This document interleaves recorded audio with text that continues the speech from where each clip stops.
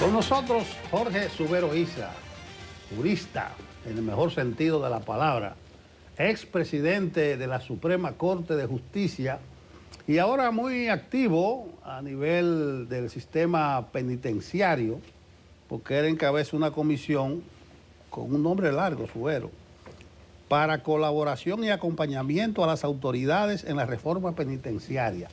Es un tema. Buenos días.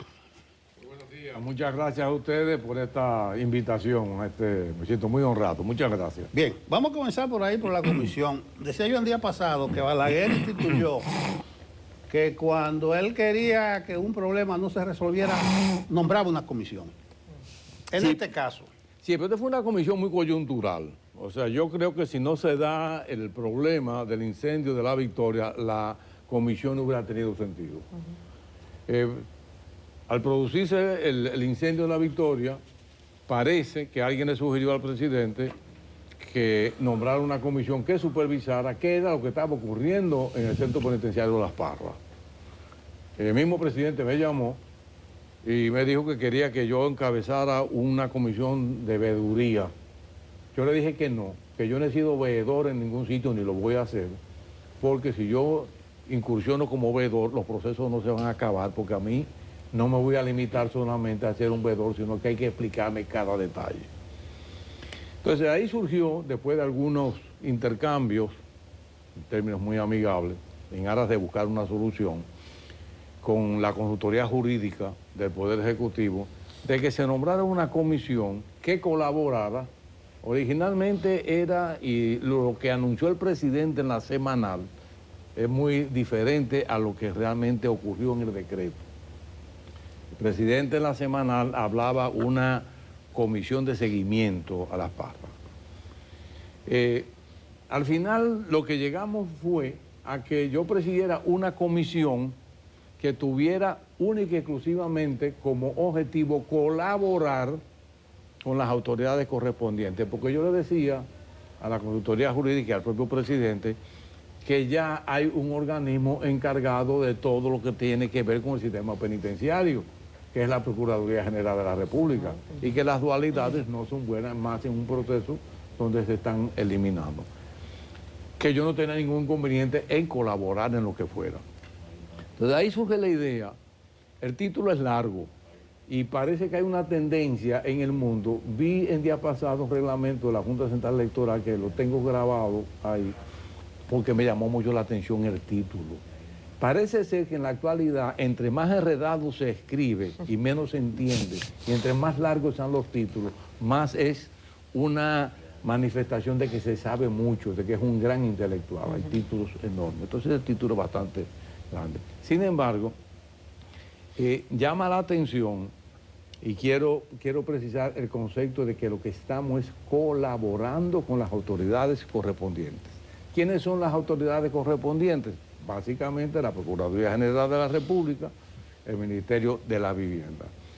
Hay una palabra clave en la comisión, o en el decreto que lo crea, que es habilitar, hasta que culmine con las autoridades correspondientes la habilitación del centro penitenciario La Parra y la parte rescatable de La Victoria.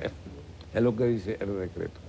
¿Qué hemos hecho nosotros? Limitarnos a colaborar en la medida que nos pidan la colaboración.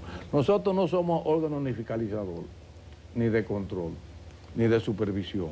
Pura y simplemente actuamos en la medida de la colaboración.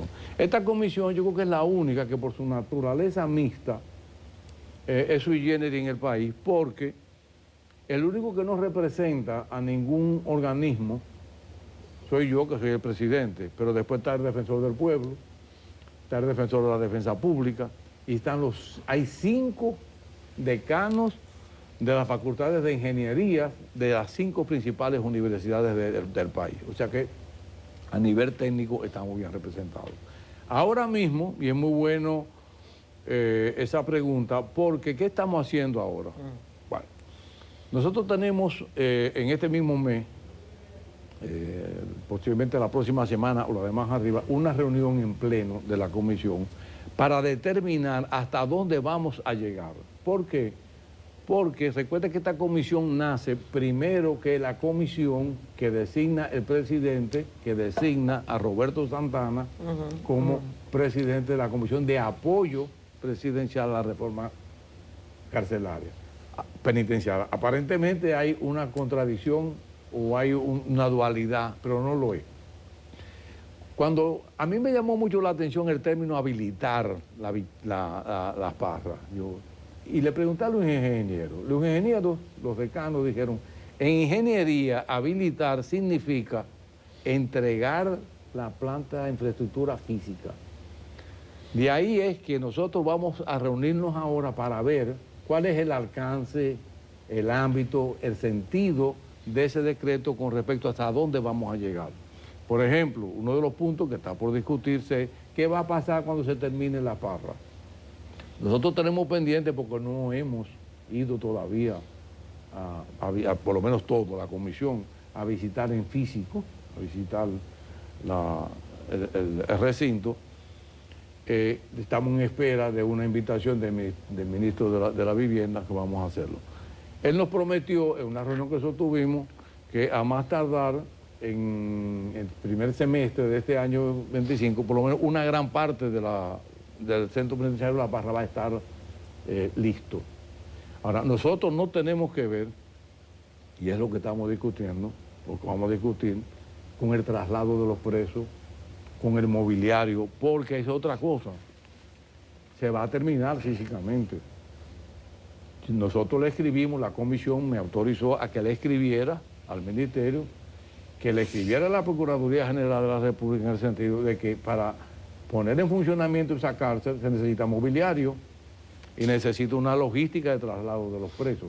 O sea que en definitiva nosotros lo que estamos es colaborando con ellos y nos vamos a reunir para ver hasta dónde vamos a llegar. Pero por definición, habilitar, a ustedes le correspondería comprar las colchonetas y esas cosas. Ahí es que estamos precisamente porque unos son partidarios de que habilitar es pura y simplemente los ingenieros, dicen que habilitar es la entrega física solamente y que no tenemos que ver con más nada. Yo personalmente entiendo que no debemos nosotros de involucrarnos en nada lo que tenga que ver con la logística de los traslados de los presos, de comprar colchonetas, de comprar camas, de comprar cocina y eso, porque para eso se encuentra la Procuraduría General de la República, que es el órgano competente. Yo soy partidario de que las cárceles deben ser excluidas de la Procuraduría General de la República y que deben depender directamente de una institución que sea del Poder Ejecutivo, porque es de la única manera que puede tener el apoyo gubernamental para resolver muchos de los problemas que ocurren en los centros penitenciarios. ¿Podría ser el Ministerio de Justicia? Pudiera ser el Ministerio de Justicia, yo creo. Eso se ha cambiado tantas veces, desde que yo era presidente de la Suprema, se ha ido bamboleando tanto, pero debería ser en el Ministerio de Justicia. Pero lo que yo entiendo es, no es función de la Procuraduría General de la República la administración de las cárceles. Doctor, la arquitectura es una expresión del poder y de una ideología en determinado momento. En este caso, por el panóptico, por ejemplo. En este caso, este trabajo de esta comisión implicó también analizar el modelo mental, el marco que rige la gestión del modelo penitenciario, porque tengo entendido que parte de las quejas que se tenían, pues sobre todo del doctor Roberto Santana, era de que esa infraestructura física, el diseño espacial, los espacios, las habilitaciones, no se correspondían a cómo se conceptualiza la pena en esta época. ¿Ustedes incidieron también en, digamos, en mejoras de diseño para poder actualizar la infraestructura física a lo que debe ser el modelo de nuevo modelo penitenciario? Mira, nosotros partimos de una idea y de una realidad. Se había invertido que sé cuántos millones de pesos en el centro penitenciario de La Parra. No se ha terminado, ni se va a terminar por ahora. Partimos de la idea de que ya se había involucrado, se había invertido un dinero, o se había gastado un dinero grande en eso, que no podía el Estado Dominicano perder, ¿verdad? Entonces había que rescatar de una manera o de otra. Por ejemplo, Roberto Santana, mi compueblano, amigo de siempre, y es la persona que más sabe en la República Dominicana de reforma penitenciaria e incluso asesor de otros países. Roberto era partidario de que no se construyera un supermercado de cárcel, que no hubiera un solo recinto carcelario, sino que En toda la circunvalación, que ahora está en discusión de Juan Bosch o de Peña Gómez, pero es la circunvalación de Santo Domingo, que se construyeran varias cárceles, no una, porque él decía que manejar una cárcel para una cantidad muy grande de presos, privados de libertad, era un gran problema. Pero nosotros lo que nos limitamos fue pura y simplemente lo que nos dice el decreto, a darle seguimiento y a colaborar con las autoridades correspondientes en cuanto a la habilitación a la parte logística, legal y administrativa de terminar el centro penitenciario de La Parra. Hasta ahí llegamos. Si a nosotros no nos solicitan colaboración, nosotros no tenemos el poder de iniciativa con respecto a eso. Por eso que el modelo... yo entiendo que la idea del presidente era que se supervisara, porque nosotros no tenemos que ver tampoco con la adjudicación. Incluso nosotros lo que hicimos, la comisión en pleno, con los 5 decanos de las escuelas de la Facultad de Ingeniería, fue no otorgar la no objeción al Ministerio de la Vivienda para que conforme a la ley procediera a la adjudicación a quien correspondiera de la terminación de las obras. Eso fue lo que nosotros hicimos. Entonces, ahí estamos por delimitar ahora hasta dónde vamos a llegar nosotros con el centro, la comisión, con el centro penitenciario de La Parra. ¿Usted hubiese sido partidario si la decisión que tuviera en su mano de amarrar La Parra al expediente, a la espera de una auditoría? Porque mucha gente considera que es una cosa irracional dejar ese elefante blanco ahí. ¿Cómo usted hubiera procedido? No, yo hubiera procedido a habilitarla de una manera o de otra, independientemente de los aspectos legales. Porque ¿cuántos años tenemos? 5 años. Entonces, por lo menos. Yo creo, es el Estado Dominicano, hay dinero, ahí no se sabe lo que se ha gastado todavía. Pero en las camas que usted dice se supone que hay un proveedor que incluso reclama que le pagaron, que no le pagaron. O sea, que las camas que usted comenta hoy existen. O sea, ya se pagaron. Sí, entonces eso hay que aprovechar estos recursos. O sea, yo soy partidario de que eso lo terminen. Y fue por lo que se alegaba era que habían asuntos legales. Sí. Nosotros no nos involucramos nunca en eso, habían problemas legales, parece que habían algunos contratos ya firmados que no habían llegado a acuerdo con los adjudicatarios de los contratos y parece que eso retrasó los procesos. Pero realmente es un reto para las autoridades penitenciarias ese recinto, porque es de una envergadura muy grande. Incluso va a haber un problema de logística que van a tener que manejarlo muy bien, y es porque, por ejemplo, ustedes no lo conocen, pero yo conozco todas las cárceles del país, porque siendo presidente de la Suprema, mi papel fue muy activo. O sea, yo no me sentaba en mi escritorio. Yo conozco el país entero y todos los juzgados del país, todos los tribunales del país. Porque lo hice. Entonces, por ejemplo, una de las cárceles terribles de la República Dominicana es el 15 de agosto. Así es. Tremendo. Entonces, los privados de libertad del 15 de agosto van a querer que lo lleven a La Parra, porque La Parra va a haber colchones nuevos, va a haber cocina nueva, al principio por lo menos van a tener mejores condiciones de vida que allá. Ahora, ¿quién va a disponer los que van y los que no van? ¿Quién va a determinar si no le dieron dinero para el traslado en un país donde todo se mueve por dinero, donde todo se mueve por influencia? Entonces, esas son todas las cosas que nosotros no queremos involucrarnos. De hecho, Roberto Santana, que usted lo ha mencionado, dio unas declaraciones la semana pasada que fueron particularmente graves, en donde hablaba de una estructura mafiosa dentro de la Procuraduría General de la República sobre este particular. ¿Qué tanto puede usted advertir sobre esto? ¿Hay una determinación real de acabar con esas prácticas o sencillamente es un asunto enunciativo? Por eso que yo creo que el asunto de los centros penitenciarios desborda la capacidad de la Procuraduría General de la República. Porque solamente piensen ustedes en que hay que brindarle, hay que ofrecerle alimentos a los privados de libertad. Todos los días, la comida todos los días y 3 veces, posiblemente por lo menos 2 veces al día. Servicios sanitarios, una serie de condiciones. Yo no tengo elementos de juicios, lo confieso, para decirle si realmente las denuncias formuladas por Roberto Santana tienen certidumbre o no. Él tiene sus razones para hacer esa afirmación, y lo que yo sé es que deben de sacarse deben de ser excluidas los centros penitenciarios de la Procuraduría General de la República. Hay una pregunta que tal vez en su condición de presidente de la Suprema usted tenga la suficiente delicadeza para declinarla. Y es una política de la Suprema Corte de Justicia actual, siguiendo la tradición de los nombres largos, una política de ocultamiento de datos y anonimizar nombres, etcétera, etcétera. Como director del Caribe, yo soy miembro de la Sociedad de Diarios, nos hemos reunido con la Suprema, hay una comisión que va a modificar eso, porque parece que ahora no tiene quien la defienda, esa política. ¿Usted cree que ese tipo de política, que involucra prácticamente a todos los tribunales del país, coarta la libertad de expresión o algún tipo de derechos? Mire, yo siempre he sido partidario de que todo lo que tenga que ver con la justicia y que sea de interés público, deben las puertas estar abiertas.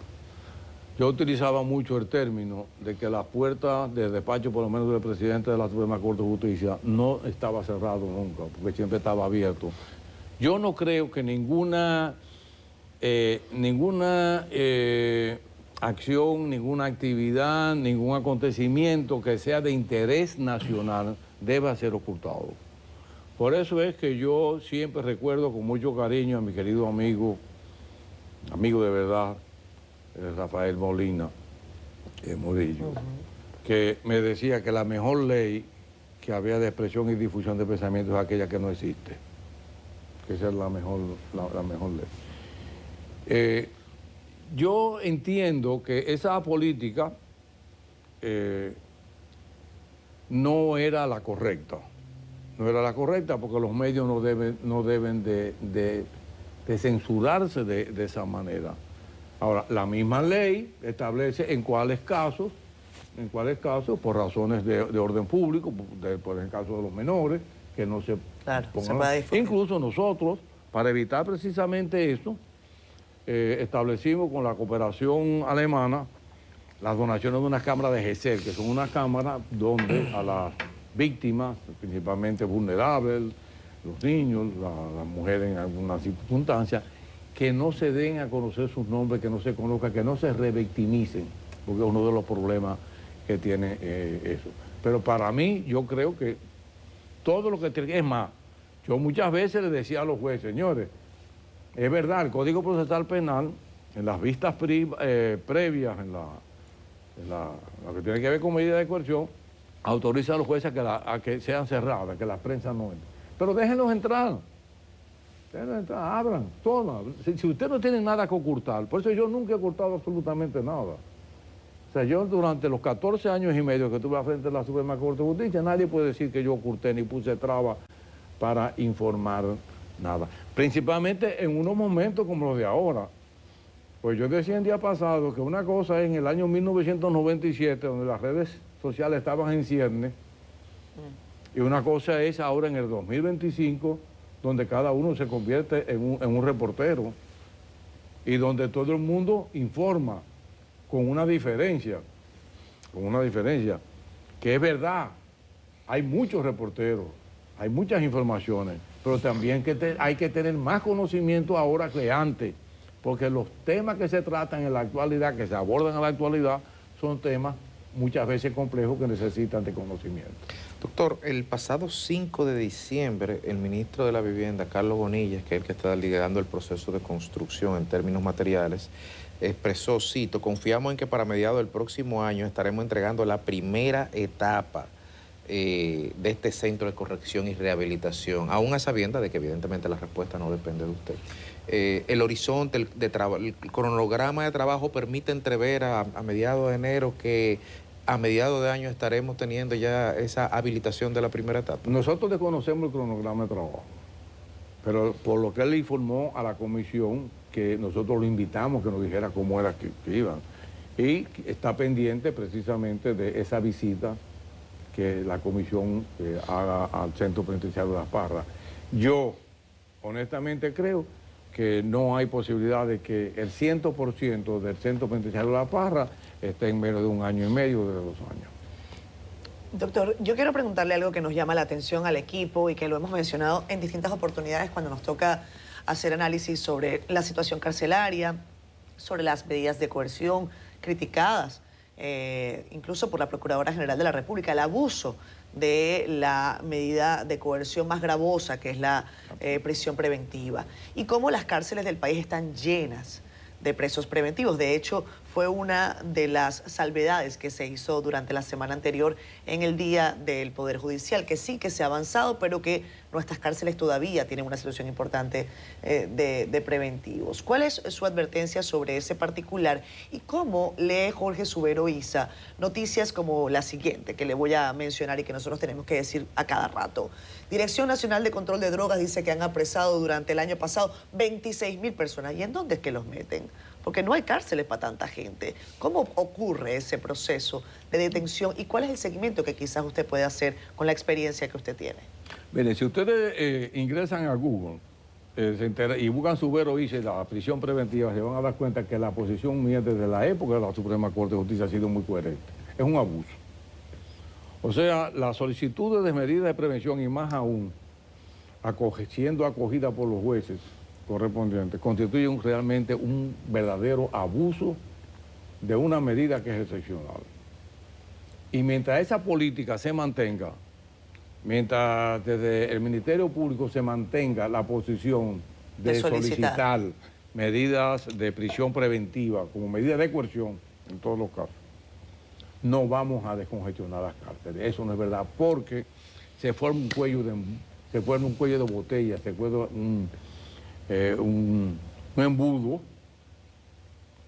porque son demasiados. Principalmente si usted agrega a eso la dilación de los procesos penales a consecuencia de lo extenso que resultan los sometimientos, la cantidad de páginas, la cantidad de horas agotadas, entonces yo no vislumbro, a menos que se cambie de política, que los presos preventivos, que los presos privados de libertad de manera preventiva desaparezcan. Lo que pasa es que hay que comprender, miren, cuando comenzamos con el Código Procesal Penal, a mí me dejaron solo, Finjus y yo. Aquí todo el mundo se opuso, aquí nadie puede decir que defendió el Código Procesal Penal, no, todo el mundo se opuso.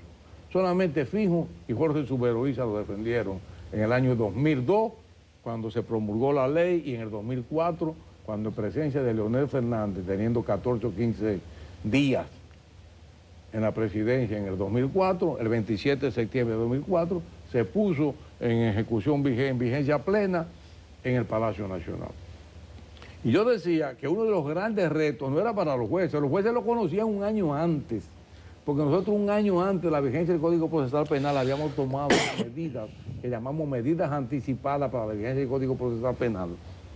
Y lo hicimos así. Y ya los jueces daban cátedra. Los jueces eran los catedráticos, los jueces eran que enseñaban a los jueces y a los abogados. Los jueces enseñaban a los abogados cómo era que se administraban los procesos y a los fiscales.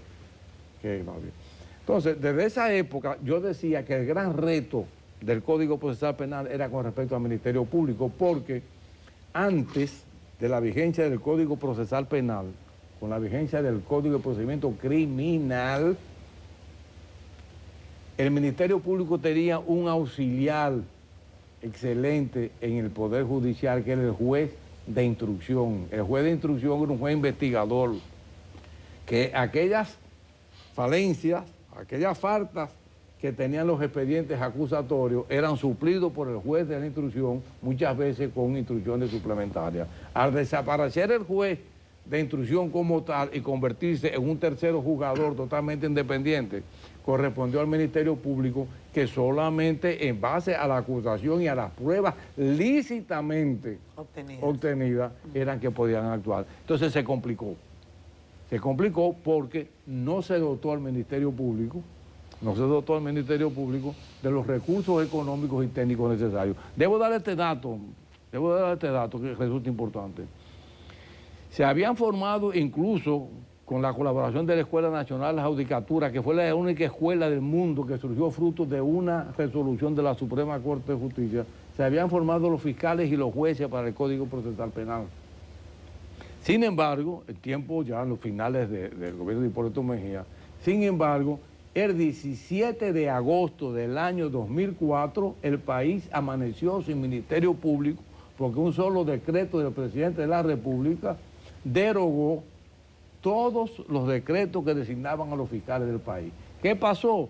Que hubo que comenzar a formar de nuevo a esos fiscales en cuanto al Código Procesal Penal. Suerte que se creó la escuela del Ministerio Público con mucho éxito y realmente hoy en día los fiscales han tenido grandes alcances. Sí, finalmente hay una nueva conformación del Consejo Nacional de la Magistratura, sale la figura del procurador, entre el presidente del TC, o modificación a la ley, se trabaja en el reglamento. Alguna gente dice que es de forma que el presidente de la República designara al procurador por decreto, que decir, usted va a ser mi recomendado.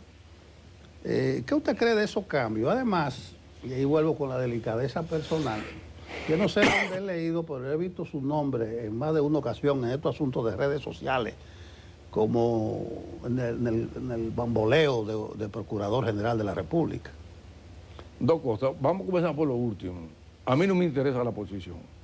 Ni nadie ha hablado conmigo de esa posición. Pero usted ha escuchado su nombre. Lo he escuchado, pero como rumor. O sea, Correcto. pero nadie ha ido a hablar conmigo a mi oficina, ni a decirme, ni el presidente me ha llamado, cosa que el presidente me ha llamado en varias ocasiones, lo hizo para las PARRA y lo hizo para la reforma constitucional, o sea, me puede llamar. Pero no puedo decir que nadie haya ido a hacerme ninguna propuesta. ¿Y usted ha dicho que no le interesa la posición? No me interesa. No me interesa porque yo, después de 14 años y medio al frente de la Suprema Corte de Justicia, entiendo que todavía hay personas que pueden ocupar esa posición. Yo trabajé, o sea, eran mis vecinos. ¿Cuántos procuradores generales de la República del 97 hasta el 2011? 6, 7. Desde Alberto Rodríguez del Orbe hasta el último que fue Radamés Jiménez. 8, 10, no sé. O sea, a mí personalmente nadie me lo ha ofrecido ni me interesa. Esa es la realidad. El tema de si el presidente, que el Consejo designe, el Consejo Nacional de la Magistratura al procurador, fue una idea mía que la lancé en el año 2007. En el 2007 yo pronuncié el discurso el día 7 de enero, Día del Poder Judicial, que luego se convirtió en un almuerzo de fin, que fue un éxito tremendo, donde yo lancé la propuesta de lo que sería la segunda ola de reforma judicial, porque yo decía, miren, nosotros tenemos una justicia independiente, y era verdad, o sea, porque los jueces eran de carrera, nosotros no asumimos ni recibimos presiones de nadie. A mí, yo no puedo decir que nadie me llamó a mí por un caso para otro, nadie, de ningún sitio, ni de la oposición, ni de ningún sitio, ni del gobierno. Entonces, pues yo decía, la justicia es independiente, pero la justicia sigue siendo mala, y cara, y lenta, con todo lo independiente. A la gente no le importa que sea independiente, no, a la gente lo que interesa es que le interese, que le resuelvan los problemas. Y yo hice una serie de propuestas ahí para la segunda ola. Lógicamente, abruptamente, mi salida de la Suprema, eso se tronchó. Pero yo en el 2007 saliendo, lo recuerdo perfectamente, saliendo de una misa en Nuestra Señora de la Paz, en la feria, cuando me dijeron que cómo evaluaba yo la situación de la Administración de Justicia, yo decía que mientras el Procurador General de la República dependiera de un decreto del Presidente de la República, no podía hablar de un Ministerio Público independiente, porque dependía del humor con que amaneciera. Y propuse en esa época, en el 2007, que fuera designado de la misma manera que iban a ser designados, o que serían designados los jueces de la Suprema Corte de Justicia, que en esa fecha eran los únicos que designaba el Consejo Nacional de la Magistratura. Nadie me hizo caso tampoco. Ahora el presidente toma su idea y yo la apoyé y me llamó y yo le di algunas ideas de lo que yo entendía. Algunos dicen, lo que pasa es que es asunto conceptual y doctrinario si se quiere. Por ejemplo, el presidente Leónidas Fernández, y lo hacía desde el punto de vista como teórico del derecho, como estadista de fuste que es Leónidas Fernández, que nadie puede discutir esas condiciones. Lo discutimos él y yo muchas veces. Debo decir que Leónidas Fernández y yo tuvimos y tenemos una relación, un vínculo en lo personal mejor siempre que en lo institucional. Y siempre fue así, con admiración mutua y con respeto mutuo, cada uno en sus funciones. Pero él me decía, magistrado, es que el Procurador General de la República debe de depender directamente del Presidente de la República porque es la representación del Poder Ejecutivo en el Poder Judicial. Dice, presidente, pero es que no. Es que todo, si no le gusta un Procurador General de la República, lo va a quitar. Y aquí ocurrió. Aquí ocurrió con Juan César Castaño en tiempos de Balaguer, cuando el doctor Marino Vinicio Castillo presentó la denuncia contra Salvador Blanco. Lo destituyeron y nombraron al otro día uno. Entonces yo creía y sigo creyendo que era la mejor salida que fuera el procurador, que fuera el Consejo que lo designara. Felizmente ahora veo que sí ya el senador Omar Fernández, a quien yo vislumbro que tiene un futuro político extraordinario, ahora conjuntamente con el senador presidente de la Cámara del Senado, con Ricardo de los Santos, sometieron el proyecto que se aprobó esa ley. O sea, yo creo, por ejemplo, el caso de Miriam Germán, ¿quién puede decir que Miriam Germán obedece a nadie? Absolutamente nadie. Que Miriam Germán es independiente, totalmente independiente. Yo conozco a Miriam desde que Miriam era juez cuando yo no era presidente ni pensaba ser presidente de la Suprema Corte de Justicia. Pero eso no significa que no dependiera del presidente de la Suprema. Gracias. Gracias, doctor. Gracias, Importantes revelaciones, algunos temas polémicos. Se dicen que el Ministerio Público es el brazo persecutor del Estado y que por eso debe depender del Estado. Pero habrá tiempo. Pero fíjate que Leonel dice que debe ser la representación del Ejecutivo en el Poder Judicial. Y mira, yo pensaba que el magistrado había salido disgustado con Leonel. No.